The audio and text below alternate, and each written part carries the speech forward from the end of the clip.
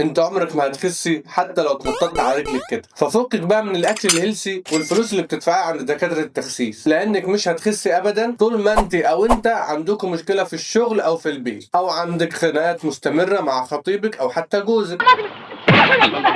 ماله بهلاك عشان ابويا حلاق، او حتى لو انت بتشجع نادي الزمالك. مش عارف، صدقني مش عارف، والله العظيم ما عارف. التوتر او القلق ونفسيتك اللي في الارض ديت عمرها ما هتساعدك انك تنزل جرام واحد من جسمك، فمالوش لازمه بقى فلوس الدكتور والنظام الغذائي والاكل الصحي. فكل الاكل اللي انت حاطه في الفريزر ده ارميه، لان طول ما الكورتيزول في جسمك عالي عمرك ما هتحرقي اي دهون، خصوصا في منطقه البطن. فلو انت بطنك طالعه قدامك مترين وانت كرشك اكبر من التارجت اللي عندك في الشغل، فعمرك ما هتعرف تحرق دهن قد كده. ايه موضوع الكورتيزول ده وايه اللي بيعليه؟ ولو علي هنظبطه ازاي بقى يا دكتور ميكس؟ طيب فبالراحه واحده واحده كده وكله هيخس.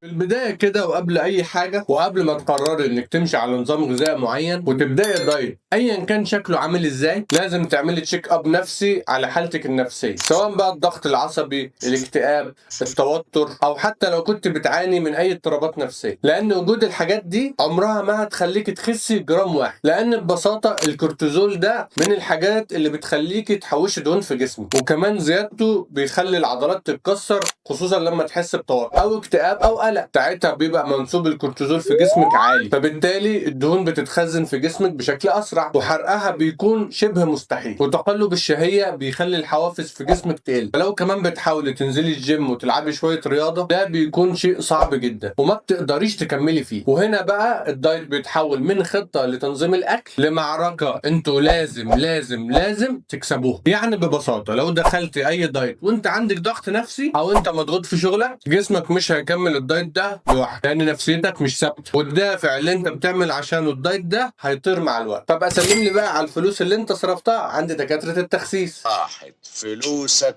يا صابر. عشان كده قبل ما تبداوا اي دايت لازم تتاكدوا ان انتوا ما عندكوش اعراض للاكتئاب او الضغط النفسي او اي حاجه تعلي نسبه الكورتيزول في الجسم، فيبقى حرق الدهون في الجسم شيء مستحيل. ولو انت بقى حاسه بتوتر دايم، ممكن نعمل كام خطوه بسيطه كده هقول لك عليها دلوقتي، هتساعد ان احنا نخفف التوتر ده خالص. طيب هتقولي لي ان انا ممكن اخد اشواجندا يا دكتور ميكس، فانا هقول لك لا طبعا دي مش هتساعد خالص. في حاجات تانية بتساعد انها تخلص من التوتر والقلق بشكل اسرع. في حاجات بنعملها بشكل عام هتساعدنا ان احنا نقلل نوبة التوتر والقلق اللي دايما ملازمنا طول الوقت دول، زي مثلا انه يدخل جسمك عنصر زي المغنيسيوم، وده بيحفز الميلاتونين والسيروتونين ويقدر يساعدك انك تنامي بشكل كويس، فالتوتر والقلق يقل تدريجيا مع الوقت. في حاجة تانية مثلا زي الحمام السخن بالملح الانجليزي، وده بيعمل استرخاء شديد للعضلات المشدودة في جسمك، فيساعدك انك تقلل التوتر بشكل عام. وفي مشروبات تانية زي مثلا الكاكاو الخام اللي بيرفع نسبة السيروتونين في الجسم. بس الاهم من كل ده هي تمرينات التنفس، وهي ان احنا ناخد نفس مع العد من 1 ل5، ونكتبه مع العد من 1 ل5، ونخرجه برضو مع العد من 1 ل5، وبعدها نكتب نفسنا وما ناخدوش لمدة 5 ثواني. يلا نجربه مع بعض.